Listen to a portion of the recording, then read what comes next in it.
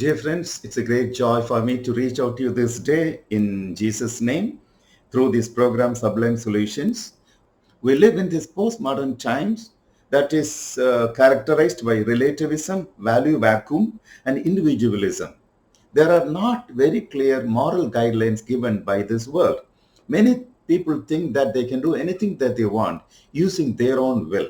In that situation, the media has been projecting, displaying increasing doses of sex and violence, especially the movies, the serials, and in this scenario, many of our young people have been persuaded by this media and also their own evil nature to fall in love and then get into problem. So I want to deal with you the dynamics of love affairs today.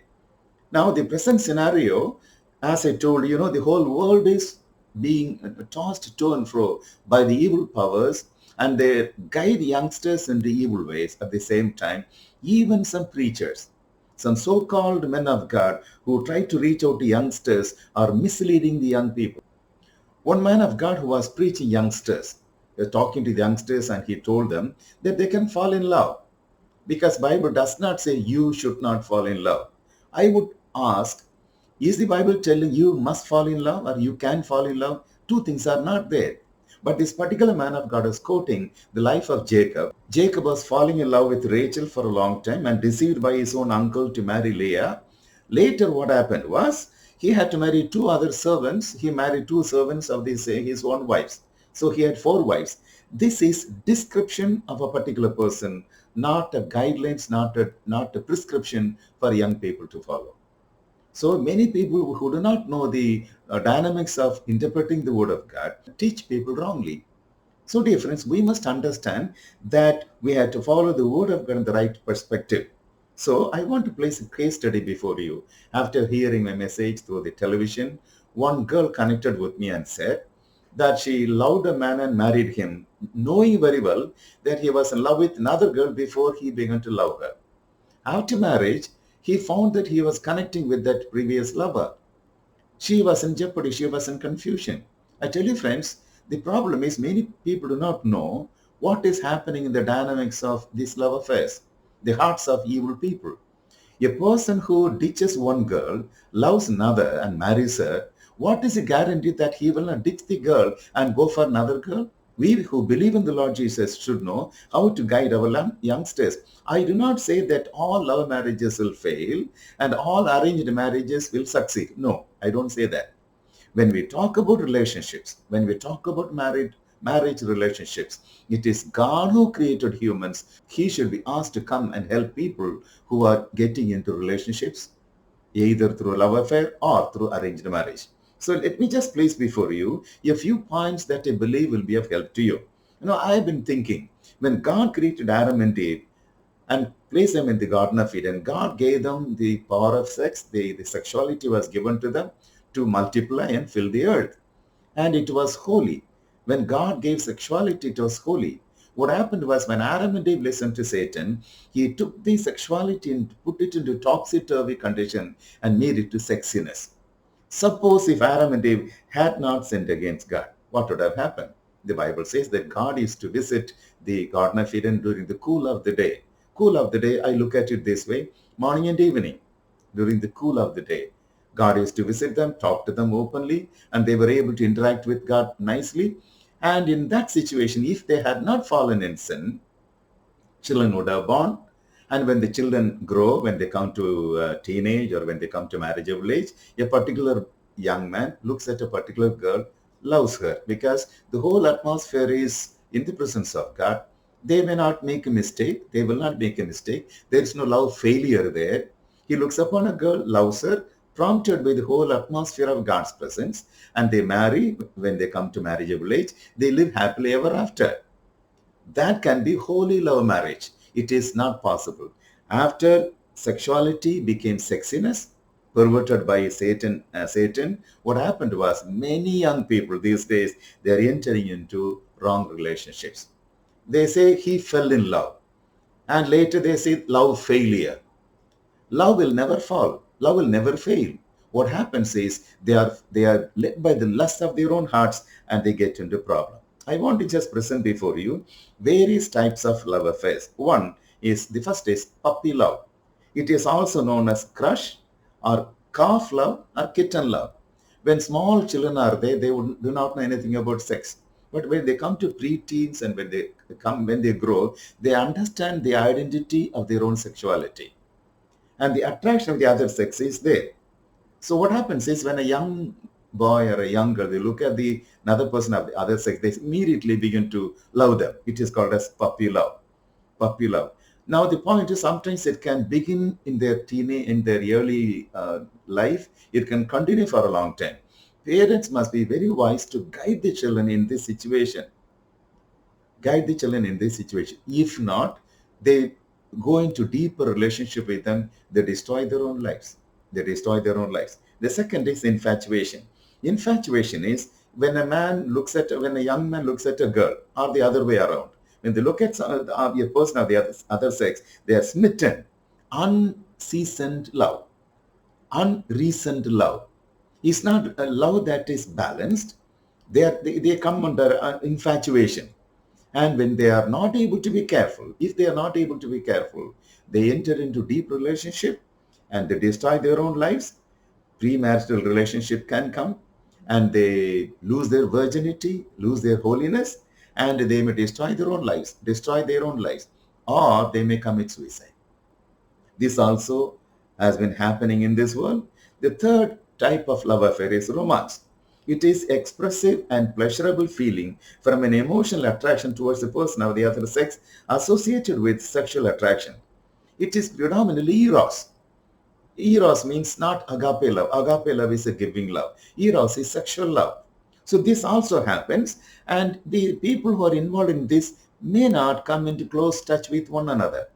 They may have this type of eros in their lives, but sometimes, often I would say, it can lead into premarital sex, and the problems are there. They may go into depression when they are not able to be together again, or they may commit suicide, and the life is in jeopardy. So this is romance. And the incest is another situation in which in homes when sons and daughters are born, many parents without wisdom, they put the growing daughter and son into a separate room at night. Of course, children, boys and girls, when they are daughters and daughters, when they are born to us, they must be able to mingle together and pray together, or they play together. At the same time, the parents must be very careful not to allow them to interact more. Now the small children are exposed to pornography and all these so-called love affairs, holy love affairs, yeah, from the media, in movies and serials and all. When these children are exposed to this type of media, when they stay together in one room, there is always a possibility of these young children getting into sexual relationship. It is tragedy. I've been in the counseling ministry for 51 years. I come across many boys and girls, many families who are having this type of problem.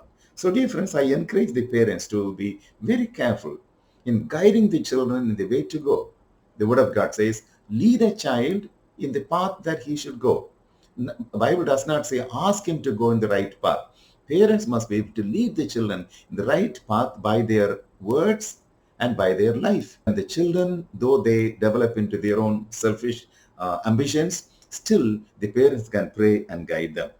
And the next is genuine love. There are cases of boys and girls who grow and come when they come to mature age, of marriageable age, they look at somebody and they begin to love. Sincere love, intending to marry.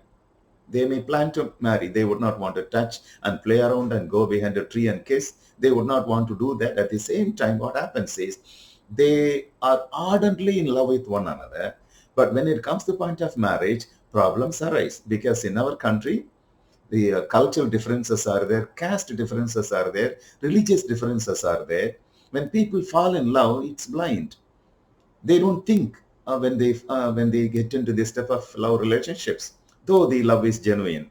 But what happens is, in my personal counseling experience, I come across many people who have been getting into problem. Though the young people's love is genuine, the parents should be thoughtful enough to put them together in marriage, holy marriage, allowing them to grow in God. But in some homes, In some families, they're so fascinated and so ardently desirous to follow their own culture, their own caste system. In that situation, they said, no, this boy is from a lower caste. I would not allow him to marry my daughter. So in this situation, what happens is the young people who are in love, maybe genuine love, are separated. They are given in marriage to somebody else. Now what happens is four people are in jeopardy now. In one counseling session, one young woman, mother of one child, came to me and said, Uncle, my husband is beating me. When I fast asleep, he beats me. He just slaps me on my cheek. So I spoke to that husband and said, Thambi, why are you doing it? What's happening to you? He said, Uncle, before my marriage, I loved a girl. After my marriage, I'm not able to forget him. I think about him, I think about that girl 24/7. So I'm not able to live with this girl. I'm not able to love her. Well, I could counsel them, and the Lord has been so gracious, they were able to live together in a happy way. So what I'm trying to say is, there are people who are getting into problem. There are people who are getting into problem. So what we should understand is, we must be able to guide our children in the right perspective, right perspective. And in this scenario, there are people who are entering into so-called God's will love affairs. In one college, one young girl, she was doing her first year B, she came to me in a meeting and said, Uncle, God has shown me my future husband. I said, how come? She said, Uncle, I was praying sincerely and the face of this young man came before me and I heard a voice, this is going to be your future husband. I said, what did you do? This girl said that she went to that boy and said, look here, God has spoken to me that you're going to be a future husband. That boy was doing his third year B, she was doing her first year B. When this girl was talking to me, she looked at my face and she felt that something odd has been there. And she asked me, Uncle, is there anything wrong? I said, there is nothing right. Then I spoke to her and said, when you say God's will, God does everything in his own perfect time. All things are done in God's time. God makes all things beautiful in its own time. When we try to do things in our own time, we make them ugly. When we go to God and ask him to guide us in our choice of life partner, he is able to guide us properly. So dear friends, God makes all things beautiful in his time. When we fall in line with the time of God, when we synchronize our watches to the timetable of God, we would know what he is going to do. In some cases, there are one-sided love. One boy looks at a girl or a girl looks at a boy, loves her, loves him. The other partner is not loving them. They became crazy about it. So in one case, one young man came to me and said, Uncle, you're a great man of God. I have a problem. I want you to pray for it. I said, what's your problem? This boy said, I love a girl. She doesn't love me. But I wanted to pray to God so that she will love me and her parents will give her to me. I'll marry and live happily ever after. I said, okay. You're asking me to pray that God should change her will and give her to you. Imagine 5 other young men who love the same girl go to five other great men of God and ask them to pray to God to give the particular girl to those boys. God will be in confusion. To whom God will give? I said, God will never do that. You have a will. You want that girl to be, you want to marry that girl. She has her own will. She may not marry you. So this is not what God wants you to do. I never prayed for that man. That the Lord will give that girl to him. What I'm trying to say is, we have our own will. Any man can marry any woman. Any believer can marry any believer. But at the same time, when you come to marriageable age, if you're able to understand, if you long to understand God's will, God will guide you in the right perspective. So, friends, this is what I want to place before you, that we must be willing to yield to his will and wait for his own time so that your life will not get into problem. And in this scenario, I want to present another problem that the Christian Christendom, these Christian churches face. There are so-called false prophets. So-called false prophets. Many people, without waiting in the presence of God to understand God's will in their personal lives, they go to so-called great men of God, so-called prophets, and say, brother, please pray and find out whether I should marry this girl or whether I should marry this boy. And they close their eyes, pray, and say a few words in tongues, and this, yes, God is telling you that you can marry this boy or marry this girl. and they get into problem. Let me just place before you one or two case studies. There was a young woman in a particular college, and she went to a pastor and said, I want a man to marry. Please pray and guide me. She did not pray to God to know God's will. And the pastor prayed and brought a very handsome young man. This girl was not that beautiful.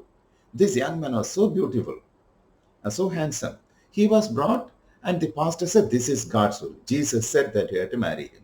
They got married. For 1 year, the marriage was not consummated. You know why? This man was a homosexual. He never touched his wife.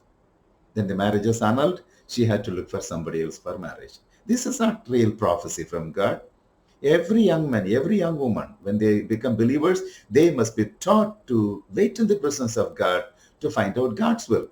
Parents or friends or the pastors may suggest or propose, make a proposal. There's nothing wrong in it. But when the proposal is made, people concerned who have to live with the other partner, they must wait in the presence of the Lord, ask God to talk to them, and then God is able to help them. Now, dear friends, so-called men of God and women of God, they play God. We can never play God. We have to guide youngsters to know God's will. And in one video I saw a very rich man, a businessman, who was also a preacher. He was preaching, and after the preaching was over, during his prayer time, he was looking at a particular girl and said, Jesus is telling me that God is going to give you a beautiful husband. Jesus is telling me that you're going to get a beautiful husband. You know what happened?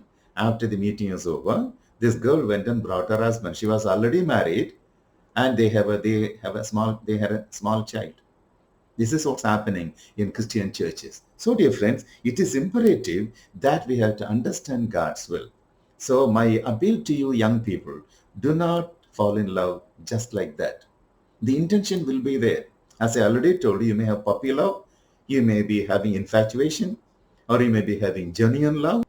Stop neuron path, wake up to the reality that you may be going into deviation away from God and getting into problem. So, in a previous episode, I spoke about finding God's will in marriage and in other facts, other areas of our life. So, I encourage all of you youngsters to know that you must be careful to find out God's will when it comes to the point of marrying. On the other side, let me appeal to the parents.